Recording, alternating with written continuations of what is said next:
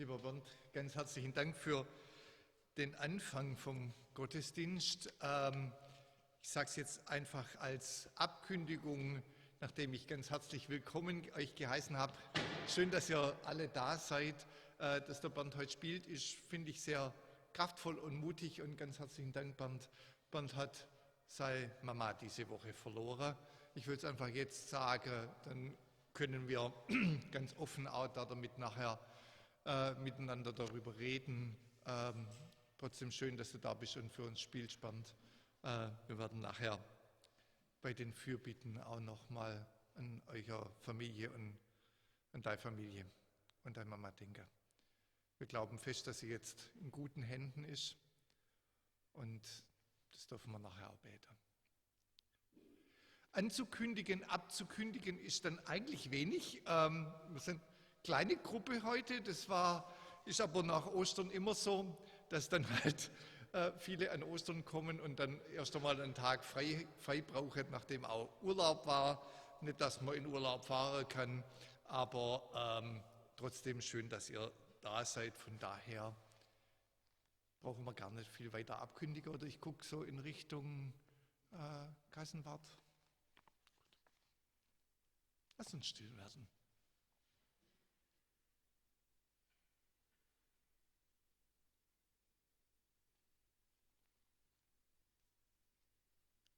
So begrüße ich euch hier in diesem Gottesdienst. Wir sind alle auf dem Weg des Lebens.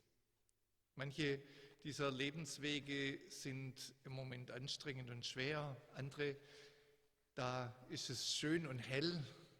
Andere, das wissen wir nicht. Aber wir dürfen wissen, dass wir hier willkommen geheißen sind. Nicht nur in einem Gebäude und von einem Pfarrer, sondern dass wir willkommen geheißen sind, da wo es wirklich zählt, nämlich in Gottes Gegenwart, in Gottes Liebe und von Gott selber. Und so feiern wir diesen Gottesdienst im Namen Gottes, schöpferische Kraft von Anfang an. Im Namen Gottes als Jesus Christus, Bruder für uns und im Namen des Heiligen Geistes, der immer bei uns ist. Amen. Lasst uns miteinander beten. Guter Gott, danke, dass du uns heute Abend wieder hier zusammenkommen lässt und wir als Gemeinde Gottesdienst feiern können, dass diese Momente von Gemeinschaft möglich sind in dieser Zeit, wo so viel Trennung ist und Distanz. Lass uns diese kurze Zeit in der Woche ganz bewusst dir und deinem Wort geben.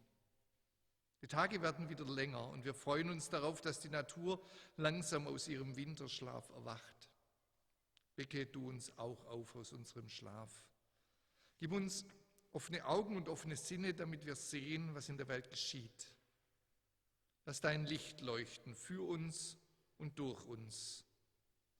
Und lass es auch leuchten, wenn wir später wieder hinausgehen in unser alltägliches Leben. Amen. So beginnen wir diesen Teil des Gottesdienstes mit einem Friedensgruß. Es scheint eine Ewigkeit her zu sein, als wir noch sagen konnten, könnt aufeinander zugehen, könnt euch in den Arm nehmen, wer das will. In der Zwischenzeit haben wir uns daran gewöhnt, dass wir uns den Friedensgruß zuwinken, zudenken, zuwünschen. Ja, kennt das, wir dürfen winken, eine Geste des Friedens machen, einander sehen und wahrnehmen.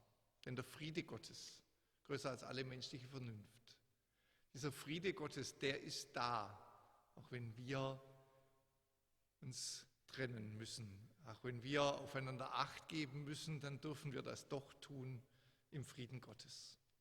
Der Friede Gottes fülle euch und segne euch. Amen.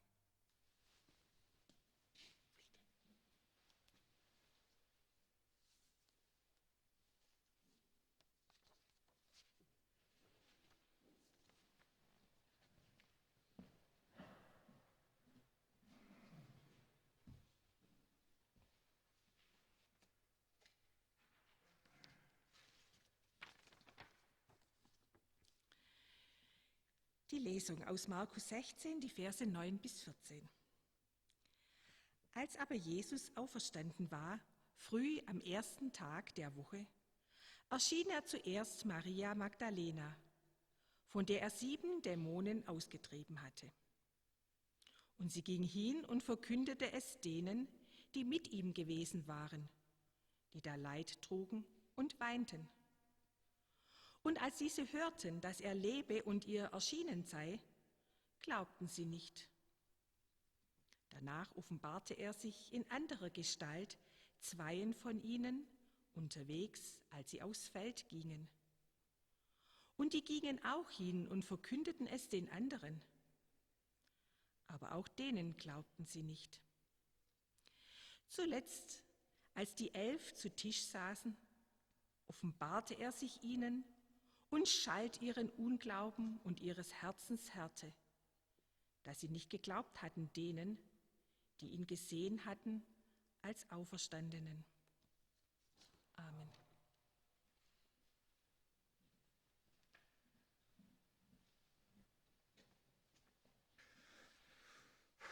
Guter Gott,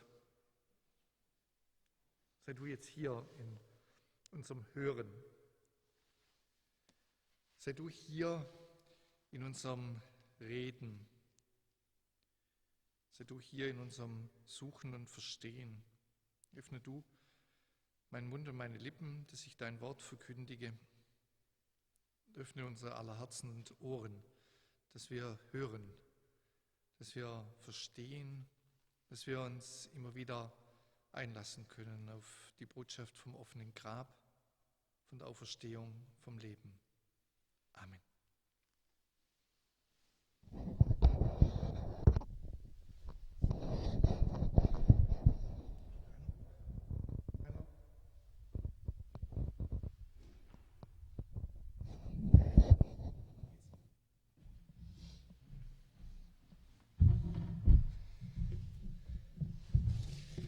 Liebe Geschwister, diese Woche nach Ostern, die wir gerade feiern, steht traditionell im Zeichen dieser Erzählungen von der Auferstehung. Also was passiert, nachdem Jesus aus dem Grab auferstanden war und Begegnungen stattgefunden haben. Es sind also die Erzählungen, die wir hören von den Begegnungen der Menschen mit dem auferstandenen Jesus. Das sind spannende Erzählungen und ich habe mir die Mühe gemacht, die Freude eigentlich, sie mal zusammenzuzählen und zusammenzustellen aus dem, was uns die 4 Evangelien erzählen und die Apostelgeschichte und dann später sogar in einem Brief des Paulus kommt auch nochmal so eine Begegnung vor. Ich habe mir das angeguckt, weil als erstes kommen einem natürlich die berühmten Emmaus-Jünger in den Sinn. Also das ist so die erste Geschichte, das ist auch spannenderweise die längste Geschichte, die uns erzählt wird, wie da 2 unterwegs sind. Sie werden hier in unserem Text, den wir gerade aus dem Markus-Evangelium gehört haben, auch erwähnt. Da waren 2, die unterwegs waren und denen begegnet er. Wir gucken uns, wenn ihr mir zuhören wollt, diese Begegnungen mal kurz an und dann wird es politisch. Dann werdet ihr dieses Mal durch eine Predigt durchsitzen müssen, die queerpolitisch wird sogar. Ich trage ja auf Weiß immer gerne einen Regenbogen und ich will mir anschauen, was das eigentlich bedeutet, diese Begegnungen mit dem Auferstandenen.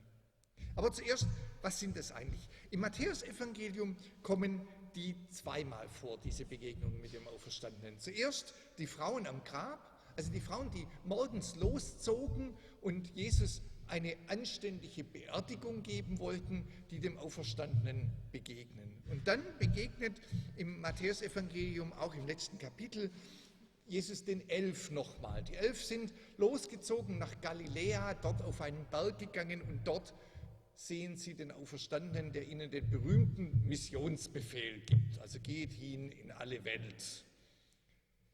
Das ist, was Matthäus erzählt. Markus erzählt uns auch zuerst die Begegnung einer Frau mit Jesus, Maria von Magdala. Und wir haben es gerade gehört, die trauernden Jünger, die da sitzen und weinen, glauben dieser Frau nicht. Also kann man sich einfach vorstellen, die Männer, die da zusammenhocken und sagen, hysterisches Weibsbild, gell? Also gerade hocken sie da noch und heulen und dann, aber naja, also. Ne? Dann kommen die zwei.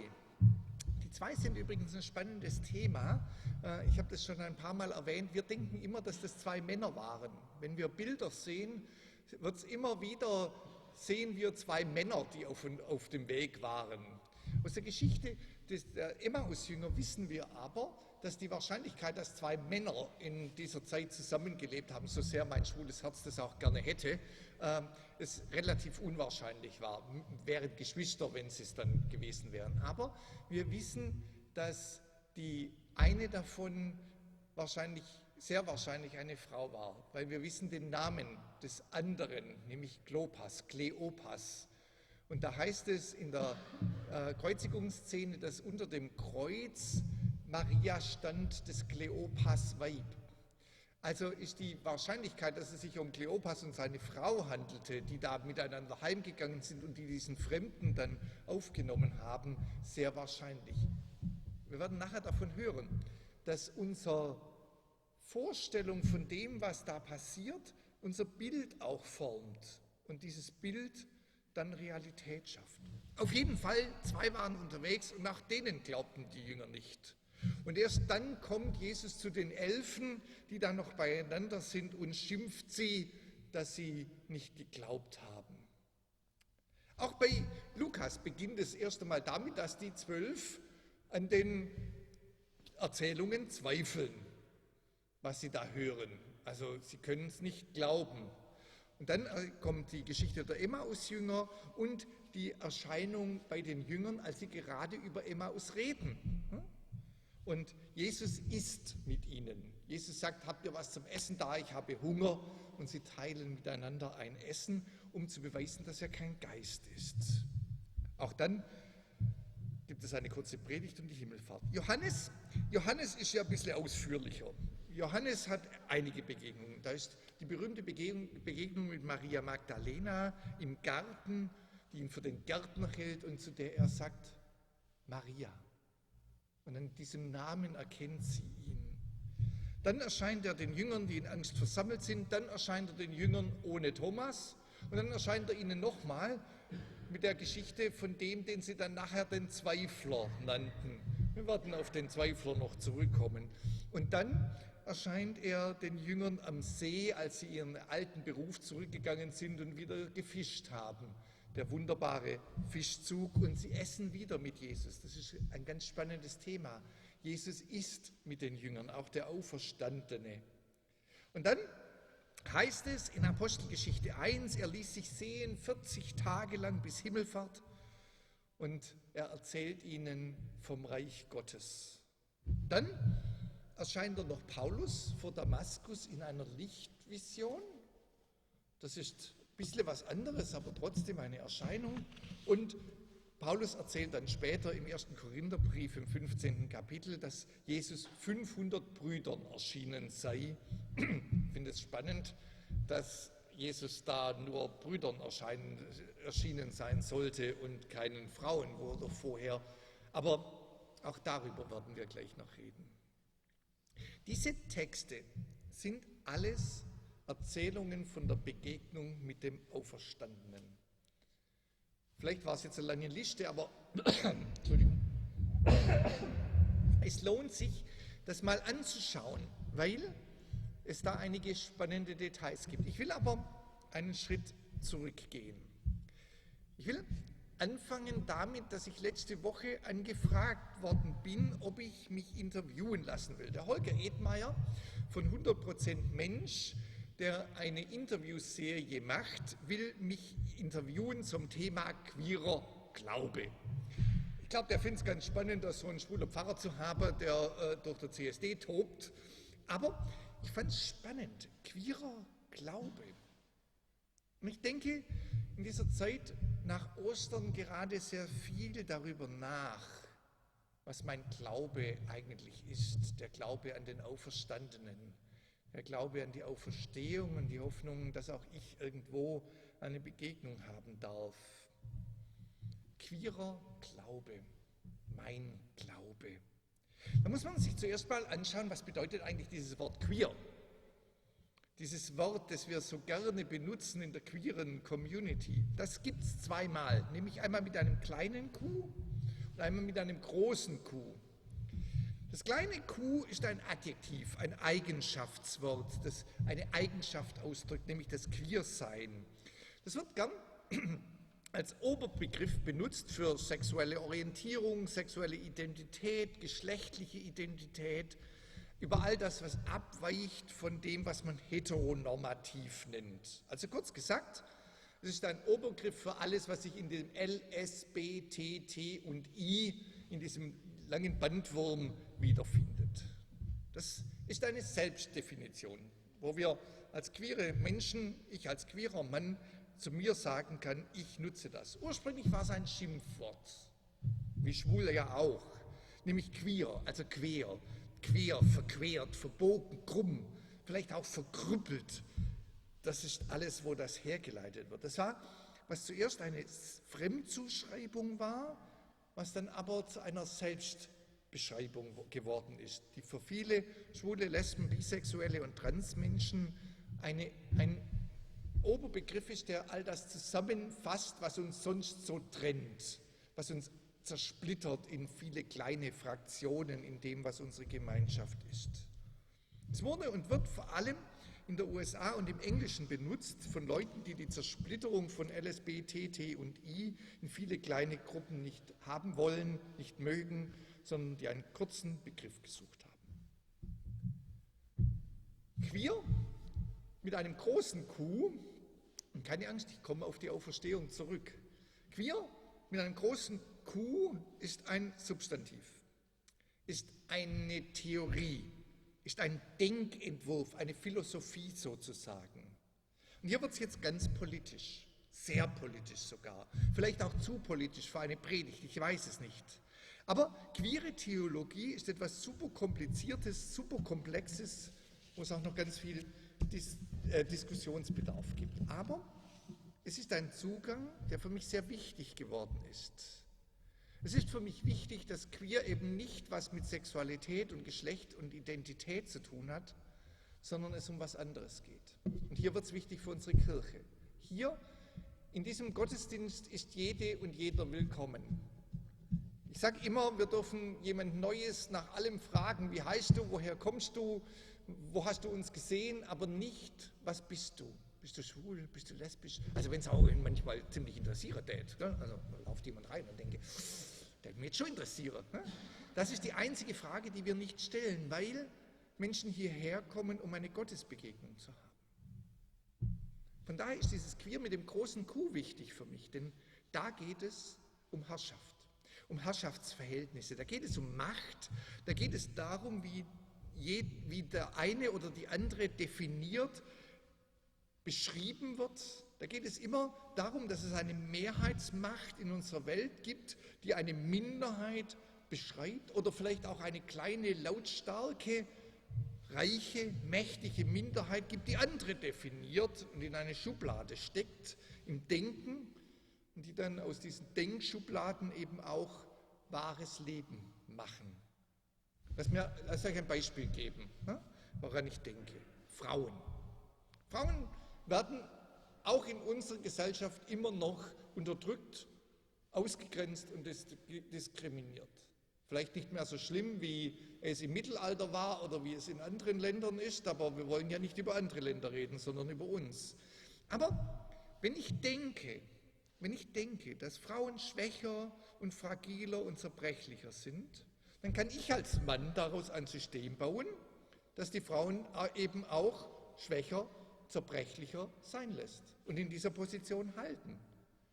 Dann bringe ich den Mädchen von Anfang an bei, dass sie schwächer sind und den Buben, dass sie stärker sind und dass die Mädchen mit Puppen spielen sollen und die Buben mit Panzern. Und dann haben wir dass es typische Frauenberufe gibt und typische Männerberufe und dass es unfraulich ist, wenn eine Frau Maurerin wird und das unmännlich ist, wenn ein Mann Hausmann wird. Und dann habe ich auf einmal aus meinem Denken heraus ein System. Ein System, in dem Frauen weniger verdienen als Männer und wir kaum Frauen in Führungspositionen haben.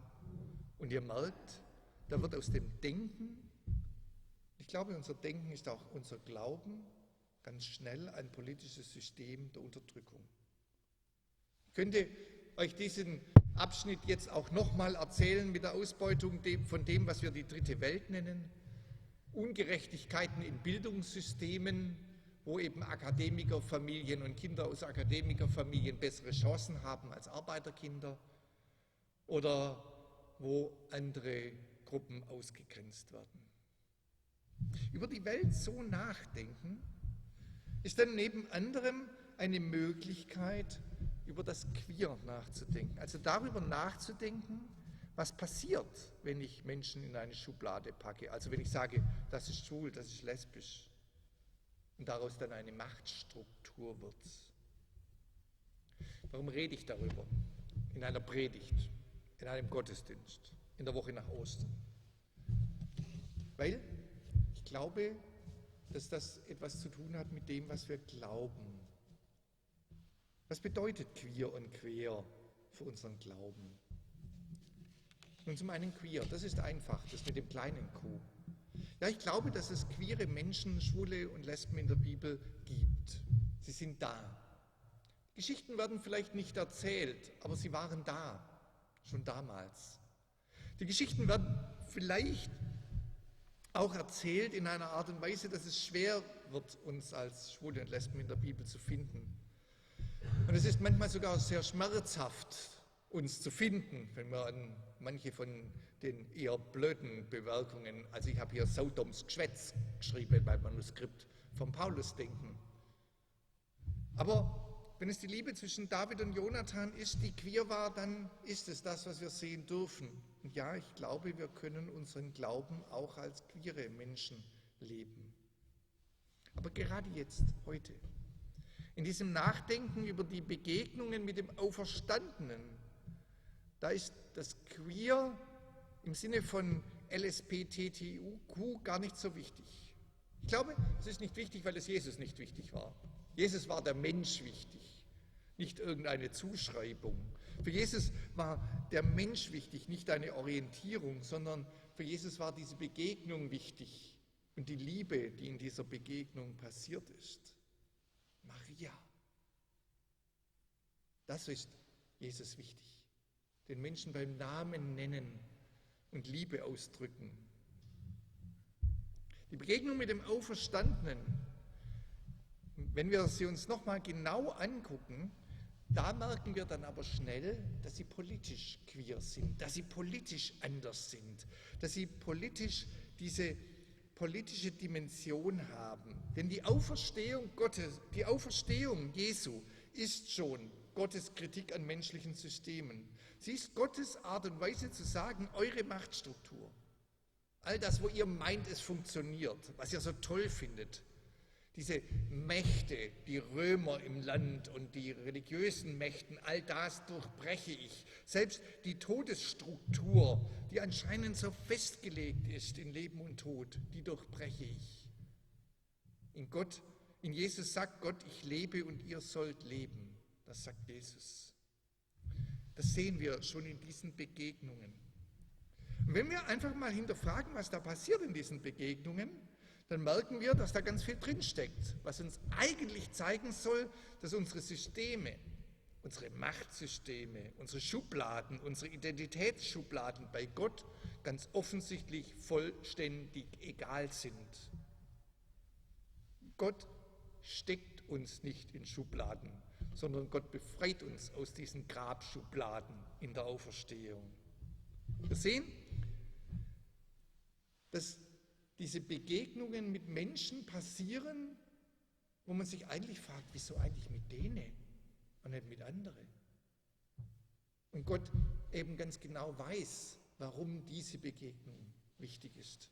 Und wir sehen, dass ganz schnell die Menschen dafür gesorgt haben, dass selbst dieser Aufbruch, dieser Ausbruch aus dem Grab wieder in eine gewisse Normalität hinein organisiert wird. Fragen wir es doch nochmal. Wem begegnet der Auferstandene? Wo begegnet der Auferstandene? Und in welchen Situationen sind die Menschen, denen er begegnet und wo eben nicht? Wem begegnet der Auferstandene? Er begegnet den Frauen. Da sind sie sich alle einig. Ganz spannend. Da sind sie sich alle einig. Die Evangelisten erzählen es. Jesus hält sich also als der Auferstandene nicht an die Machtstrukturen. Er begegnet zuerst den Frauen. Das ist queer. Das ist geschlechterpolitisch queer. Weil in seiner Zeit hätte er den Frauen überhaupt gar nicht begegnen dürfen. In seiner Zeit hätte er wahrscheinlich gar nicht mit den Frauen reden dürfen, sondern er hätte zu den Männern gehen sollen, weil die Frauen hätten in der Küche sein sollen. Nein, Jesus begegnet den Frauen. Und kurz darauf werden es dann, weil es ja lauter Menschen sind, die die Geschichte erzählen, die Frauen wieder unter den Tisch fallen lassen. Auf einmal begegnet Jesus nur noch den Brüdern. Und wir vergessen, dass da wahrscheinlich auch 500 Frauen dabei waren. Die werden dann einfach so vergessen. Ihr merkt, Jesus durchbricht ein System, das ein paar Kapitel später, weil es Männer sind, die die Geschichte erzählen, schon wieder aufgebaut wird. Er begegnet den Zweifelnden. Das wird ausdrücklich gesagt, dass die Jünger zweifeln. An 3 Stellen wird das gesagt. Also nicht nur einer, sondern alle.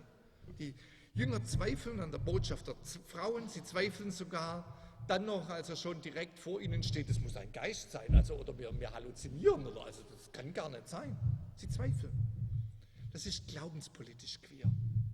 Er begegnet denen, die nicht verstehen, die es aufgegeben haben, die vom Kreuz weggegangen sind, die auf dem Weg heim sind, zurück in ihr altes Leben. Unseren beiden Freunden, den Emmaus-Jüngern.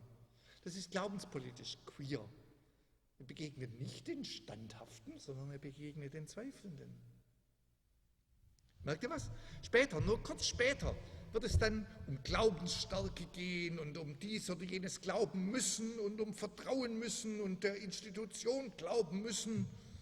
Und wir können Jesus erst begegnen, wenn wir richtig und fest glauben. Am Anfang begegnet Jesus den Zweifelnden, den Schwachen, den Nachfragenden. Und das funktioniert ganz einfach. Das sind auf einmal nicht mehr alle Jünger, die zweifeln, sondern es wird von Thomas erzählt, der ganz besonders zweifelt. Also die anderen zweifeln ja praktisch gar nicht. Ja? Dann hat auf einmal einer ein Etikett an und alle anderen sind viel besser, die sind fein rum. Ja? Da wird der Thomas in die Zweiflerschublade gesteckt, er kriegt ein Bepper auf die Brust, Zweifler, und ruckzuck sind die anderen viel besser, viel stärker, viel glaubenssicherer, und das passiert ganz, ganz schnell. Jesus macht was anderes. Jesus macht etwas Queeres. Jesus kommt zu den Schwachen, er kommt zu den Trauernden. Das heißt ausdrücklich, die Jünger saßen da und weinten. Zu denen kommt er.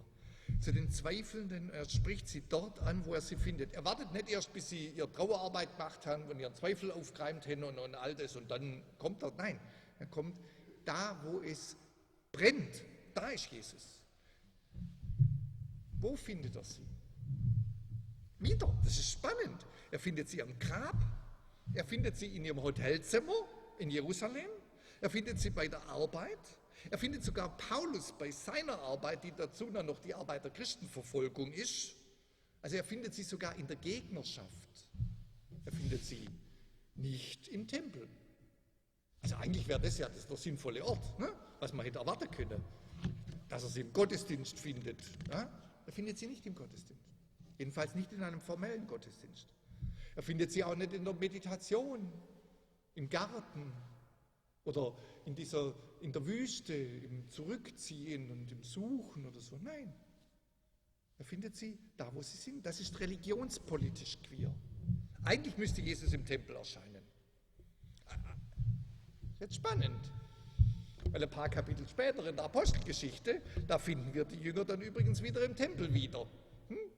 Die dann in den Tempel wieder gehen, weil sie da eine Struktur finden, die sie kennen und sie praktisch in alte Strukturen zurückfallen. Das ist übrigens sehr spannend. Er erscheint seinen Jüngerinnen und Jüngern. Und wir glauben an diese Erscheinung. Das an sich ist schon queer. Aber das eigentlich politisch Queere ist, dass er diesen paar Jüngern erscheint. Also politisch wäre es ja eigentlich viel gescheiter gewesen, er wäre den Mächtigen erschienen. Also den ganzen Typen, die ihn gerade noch verurteilt haben, also den Priestern und Schriftgelehrten und den Soldaten und den Hohenpriestern und Pontius Pilatus. Also das wäre doch eigentlich das, im Palast erscheint der Pontius Pilatus und sagt, so jetzt mein Freund, wollen wir nochmal über Wahrheit reden. Ja, das wäre, denn das könnte man hätte das sogar erzählen können in den Evangelien. Das finde ich so spannend. Ja, und hätte dann sagen können, ja, aber die haben auch nicht geglaubt. Ja? Das wäre machtpolitisch sinnvoll gewesen. Stattdessen versucht er, machtpolitisch queer als der Auferstandene wieder eine Beziehung herzustellen. Es geht ihm gar nicht um Macht in diesen Beziehungen. Da geht es gar nicht um Demonstration, ich bin besser als alle anderen und hallo, ich lebe noch und schau mal, wie toll ich bin. Sondern es geht darum, eine Beziehung aufzubauen, eine Beziehung zu verstärken. Maria, ich liebe dich. Er ist mit den Jüngern, um ihnen zu beweisen, dass er kein Geist ist. Er lässt sie seinen Körper sehen. Also es heißt ausdrücklich, er zeigt ihnen die Wunde an der Seite. Und jetzt ist es nicht so, dass der ein T-Shirt angehabt, also wo man sagen jetzt so, ne? Sondern Jesus hatte ein Gewand an, also ähnlich wie das, was ich da anhabe. Also merkt ihr was, wie anstrengend das wird? Also wenn Jesus hier anfängt, der steht, also hier, der steht nackig vor denen in der Unterwäsche. Ja? Das ist, was Jesus tut.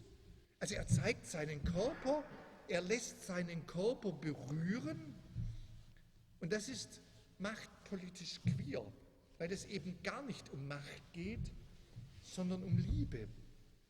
Wir sehen also, dass diese Begegnungen mit dem Auferstandenen, dass es da Jesus immer gegen die Herrschaftsstrukturen geht.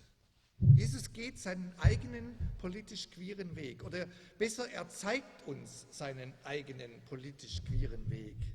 Einen Weg, der anders ist, als es die Heteromacht und die Heteromachtpolitik vernünftig und erwartbar gezeigt hätte. Unser Glaube ist also von der Auferstehung her, oder besser sollte ich vielleicht sagen, unser Glaube sollte sein, von der Auferstehung her queer in diesem Sinne, gegen die Machtstrukturen dieser Welt. Er sollte es sein. Und ich finde es so spannend, dass wir in dieser Erzählung sehen, wie schnell wir wieder aus diesem revolutionären, queeren Aufbruch herausfallen. Das passiert praktisch bei der dritten Begegnung schon. Da wird aus dem einen Zweifelnden der Zweifelnde, mehr Zweifelnde als alle anderen, die anderen sind besser als der eine. Ich glaube, wir könnten so weitermachen. Ich könnte die Begegnungen der Jünger und Jüngerinnen auch mit dem Heiligen Geist, mit dieser Kraft, die sie verändert, als queerer Glaubensmoment erzählen, wo der Heilige Geist eben nicht auf eine Hierarchie herunterfällt, sondern auf alle, die da waren, Männer und Frauen, alle, die da waren. Und kurz darauf sind sie dann schon wieder anders organisiert. Da hören wir dann auf einmal nichts mehr von den Frauen, die dabei waren. Aber das ist die Geschichte für das nächste Fest. Liebe Gemeinde, ich glaube, unser Glaube ist queer und er soll queer sein und bleiben. Ich sage nicht, unser Glaube ist schwul oder lesbisch oder bisexuell oder trans. Das kommt auf unser eigenes Sein an. Ich glaube als schwuler Mann natürlich auch schwul, weil ich schwul lebe. Aber das ist für euch und für euch und für euch schon wieder anders. Aber was uns gemeinsam ist, ist, dass unser Glaube politisch queer anders gegen die Macht sein soll. Und das ist die Aufgabe in unserem Leben. Nur Glaube an sich, im luftleeren Raum oder noch schlimmer, Glaube in den alten Strukturen, das ist schnell angepasst, normativ. Und das ist in unserer Kirche, in unserer Kirchengeschichte schnell passiert. Wir aber, glaube ich, müssen uns von Ostern her immer wieder fragen, ganz queer, ganz gegen die Macht in uns und gegen die Macht, die wir selber haben und die Macht, die wir ausüben und unter der wir stehen, ganz queer gegen unsere Erwartungen und Schubladen. Wo ist denn unser Glaube? Wo verorten wir unseren Glauben? Wo erfahren wir unseren Glauben? Wo begegnen wir unserem Glauben und wo begegnen wir dem Auferstandenen? Wo soll das passieren? Und wo dürfen wir ihn treffen? Der traditionelle Glaube sagt, Wir treffen ihn in der Sicherheit der Kirche, der Rituale, der Organisation des Gottesdienstes in der Heiligkeit eines Gebäudes. Ich liebe diesen Raum mit dem Hall und allem darin. Das sagt der traditionelle Glaube. Das sagt der traditionelle Glaube. Kann man toll hier hinten machen. Das ist aber nicht die Begegnung mit Jesus. Das ist die Begegnung, die Angst macht. Angst ist schnell gemacht, vor allem in so einem Gebäude. Wo erfahren wir unseren Glauben? Wo begegnen wir ihm? Der queere Glaube sagt, dieser Glaube, den ich glauben will, der sagt, dass es eben nicht die Donnerstimme ist, sondern der sagt, dass es dieses leise, geflüsterte Maria, Axel, Bernd, Filippo ist, das wir kaum hören und das in unserem Herz klingt. Der queere Glaube, den ich glauben will, der sagt, wir begegnen Gott überall, überall, wo wir offen sind für diese Begegnung, am Grab, bei der Arbeit, beim Zusammensein mit anderen Menschen. Und wer darf diese Begegnung haben? In welchen Identitäten dürfen wir ihn treffen? Der traditionelle Glaube sagt, in dem, was andere von euch erwarten, in den Rollen, die ihr habt, als Laien und Klerus, als Männer in Männerrollen und Frauen in Frauenrollen und überhaupt nur heterosexuell in verheirateten Beziehungen. Der queere Glaube, der Glaube, den ich glauben will, der Glaube, den ich glauben will, der sagt, trefft Jesus so, wie ihr seid. Trefft ihn, wer ihr seid. Lebt euren Glauben als diejenigen, die ihr seid, die ihr wirklich seid. Trefft Gott als Frauen oder als Männer. Trefft Gott und entscheidet selber, wer oder was ihr seid und wo ihr euch da befindet. Trefft ihn in der heterosexuellen Partnerschaft, wenn es das ist, was ihr lebt, oder als schwuler Single-Mann, der einfach mal Sex mit anderen Männern hat, wenn das ist, was ihr lebt. Aber wir dürfen Jesus da treffen. Und in allem dazwischen und in vielem darum, herum und anders. Trefft ihn so als die Menschen, die ihr seid. Und wann und wo trefft ihr ihn? In welcher Lebenssituation? In welchen Situationen dürfen wir ihn treffen? Der traditionelle Glaube sagt, in den Situationen von Glaubenssicherheit, Glaubensstärke und Glaubensbekenntnis. Der queere Glaube, den Glaube, den ich glauben will, der sagt, begegnet Gott. Begegnet dem Auferstandenen. Lebt euren Glauben in den Momenten eurer Trauer und in den Momenten eurer Freude. Lebt ihn in den Momenten eurer Zweifel. Lebt ihn in euren Versagen und in den Versagensängsten. Lebt ihn in eurer Schwachheit und in eurer Stärke. Und ich kann euch sagen, in jeder und jedem von uns ist Schwäche und Stärke miteinander da. Und lebt sie in eurer Stärke, die ganz und gar eure Stärke ist, die ihr leben könnt, die nur ihr leben könnt, weil es das ist, was euch Gott gegeben hat. Ihr merkt, es ist nicht einfach, dieses Nachdenken über Glaube und Begegnung. Ich will euch aber ganz und gar und ganz stark und ganz besonders einladen, euren Glauben queer zu leben. Lebt ihn nicht angepasst. Lebt ihn nicht, dass wir einfach so durch die Welt schlittern und keine Spuren hinterlassen, sondern lasst uns unseren Glauben leben gegen die Macht der Welt und gegen die Macht von Institutionen und gegen die Macht von Mächten und gegen die Macht von Reichen und auch gegen die Macht von den Lauten. Lebt sie diesen Glauben.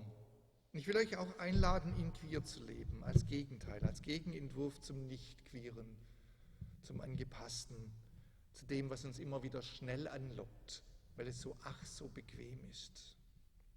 Liebe Gemeinde, die Auferstehung an sich ist schon irre und queer. Jetzt liegt es an uns, dass wir unseren Glauben auch so leben. Lasst uns unseren Glauben leben, dass andere Leute sagen, was machen die da eigentlich in ihrem Leben? Das ist queerer Glaube. Amen.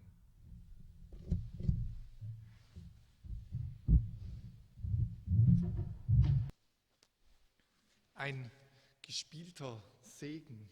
Und bis wir uns wiedersehen, halte Gott dich fest in Gottes Hand. So heißt dieses Lied, das wir da gerade gehört haben.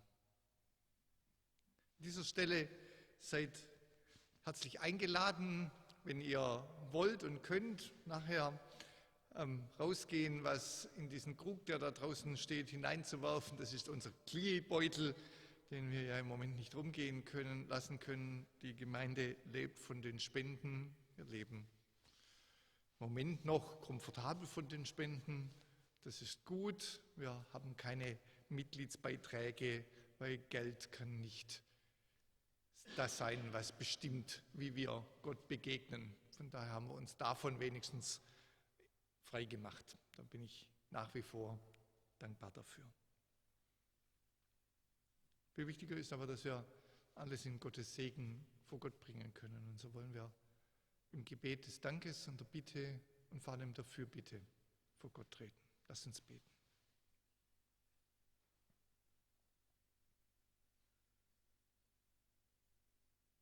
Guter Gott, dir sei Dank. Dir sei Dank für all das, was wir hier erleben dürfen. Die Begegnungen miteinander und mit dir. Lege du deinen Segen auf diese Gemeinschaft, dass wir spannend sein dürfen, spannend bleiben dürfen, immer wieder herausgefordert werden durch diese Begegnungen. Dass du uns antriffst, da wo wir sind, in dem, was wir sind. Dass du mit Trost in unsere Trauer kommst, mit Freude in unseren Jubel, mit deiner Kraft in unsere Schwäche und mit deiner Einladung für unsere Stärke. Segne du all diese Momente der Begegnung. Danke dir für diesen Raum, in dem wir unglaubliche Gastfreundschaft erfahren, wo wir auch nach einem Jahr noch wohlgelittene Gäste sind. Wir danken dir für unsere Umwelt, unsere Gesellschaft, die bei allen Herausforderungen und Schwierigkeiten doch eine friedliche Welt ist, der wir unsere Wege gehen können, ohne Angst haben zu müssen, nicht nach Hause zu kommen. Dafür sei dir Dank. Und so bitten wir dich. Wir bitten dich für die anderen Teile dieser Welt, wo das nicht so selbstverständlich ist, wo Menschen Angst haben müssen um ihr täglich Brot, ums nackte Leben. Wir bitten dich für all die Gruppen und Organisationen, die da arbeiten in diesen Situationen. Und ganz besonders will ich heute beten für den queeren, schwul-lesbischen Online-Gottesdienst, der jeden Sonntagabend im Internet stattfindet für Menschen aus Osteuropa, die verstreut sind und die sich nur in der Sicherheit des Internets treffen können. Lass auch das eine Gemeinschaft sein der Begegnung. Wir bitten dich, guter Gott, für unsere Gemeinde, für all diejenigen in uns, die deine Begegnung brauchen. Ganz besonders denken wir an all diejenigen, die krank sind,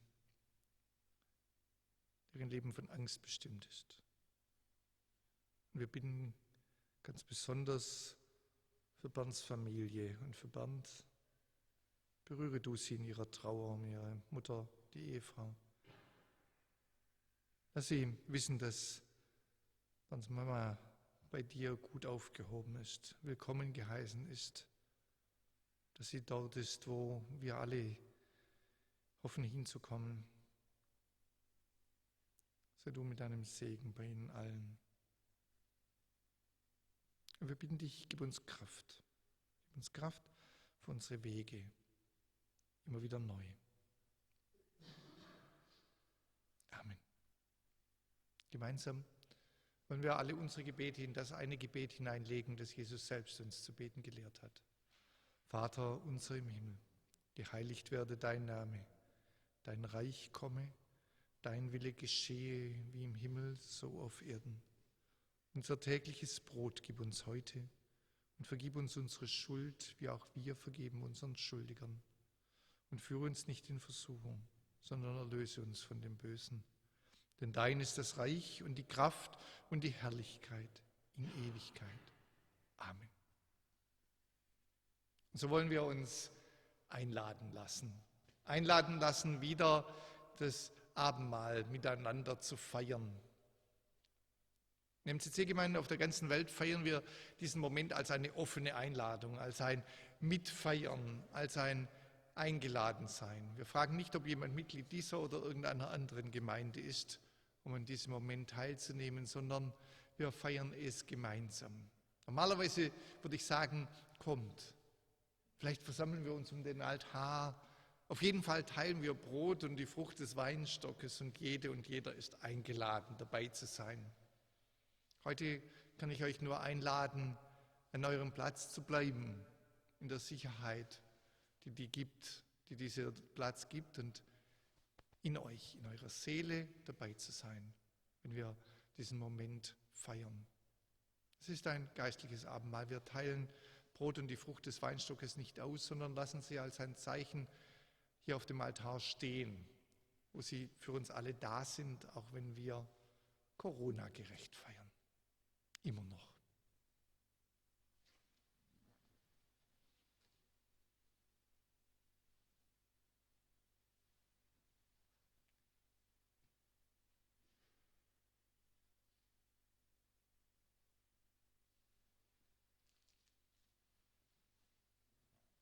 So erinnern wir uns an jene Nacht vor Ostern. Jesus war mit den Seinen zusammen, um Fest zu feiern. Und er wusste, die Macht der Welt würde ein weiteres solches Fest nicht zulassen. Aber die Macht Gottes würde ganz viele Feste feiern auf der ganzen Welt mit vielen Menschen. Und so nahm er Brot, dankte Gott, brach's, gab es ihnen und sprach, nehmt und esst alle davon. Das ist mein Leib, der für euch zerbrochen wird zur Vergebung der Sünden. Esst davon und so oft ihr es tut, tut es zu meinem Gedächtnis.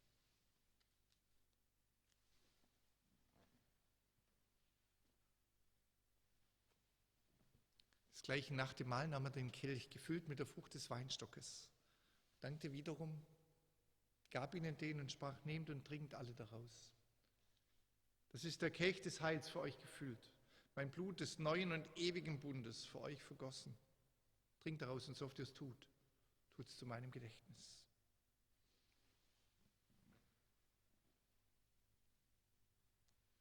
Allmächtiger und guter Gott,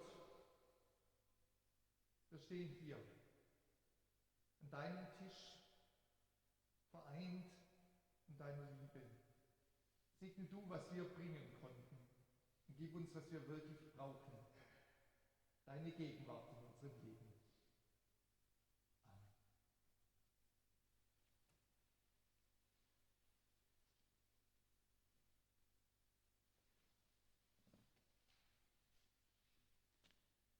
Gerne würde ich jetzt zu jeder und jedem von euch gehen und mich in den Arm nehmen, wie wir es gewohnt waren, einen Segen zusprechen. Ein Segen ganz individuell, der doch der Segen für euch alle ist. Sei gesegnet. Sei gesegnet. Gottes Segen für dich. Ihr beide seid gesegnet. Sei gesegnet und herzlich willkommen. Seid gesegnet. Gottes Segen für uns alle. Dieser Segen Gottes, in diesem Moment, sei mit euch allen. Amen. Und so gehen wir in jedem großen Segen, der größer ist als alles, was wir sagen können. Der sogar größer ist als alles, was wir glauben können. Der dieses Geschenk ist am Ende dieses Gottesdienstes. Bernd wird gleich nochmal spielen und uns damit hinaus begleiten, aber gehen wollen wir im Segen Gottes. Gott segne euch und behüte euch. Gott lasse sein Angesicht leuchten über euch und sei euch gnädig. Gott erhebe sein Angesicht auf euch und lasse euch sehen, wie Gott lächelt in euch sieht. Gott segne euch bei all dem, was ihr braucht und mit vielem mehr. Gottes Segen für euch alle. Amen.